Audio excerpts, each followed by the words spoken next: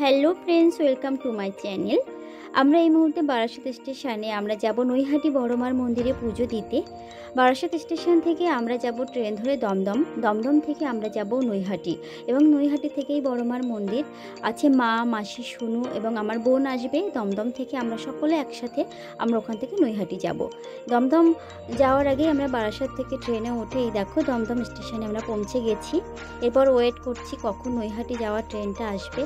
তারপর নৈহাটি যাওয়ার ট্রেন আসলে আমরা উঠে পড়লাম নৈহাটি যাওয়ার উদ্দেশ্যে। এই দেখো আমরা নৈহাটি পৌঁছে গেছি। আর এই নৈহাটি স্টেশনে নেমেই কিন্তু আমরা সকলে মিলে ভীষণ ব্যস্ততার সাথে পৌঁছে যাব মায়ের মন্দিরে। কেননা সকাল থেকে সবাই উপোস রয়েছে মায়ের মন্দিরে পুজো দেওয়ার জন্য।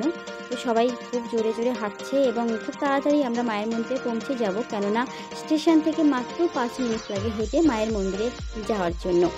এবং মন্দিরে ঢোকার আগে কিন্তু ফুলের ডালা কিনতে হয়, প্রচুর ডালা কিনতে হবে এবং প্রচুর ডালা কিনে তারপরে দেখছি অনেকটাই লাইন রয়েছে।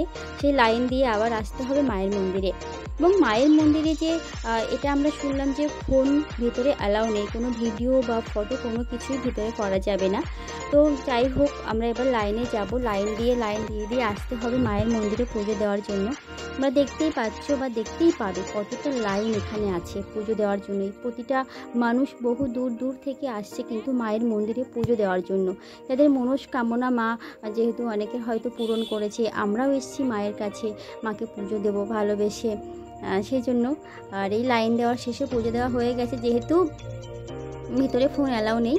আর সকলের খিদে পেয়েছে, কারণ সকাল থেকে সবাই খুব না খেয়েছিল। আমরা যাচ্ছি গঙ্গার দিকে, কেননা একটু যখন মায়ের মন্দিরে এলাম একটু গঙ্গার জল তো বাড়িতে নিয়ে যেতেই হবে। আর ঘোরা যেহেতু কাপেলদের জন্য, ঘোরার জন্য এটা বেস্ট, এটা বোঝাই যাচ্ছে। তো আজকের এই ভিডিও এই পর্যন্ত। সকলে ভালো থেকো, কেমন, টাটা।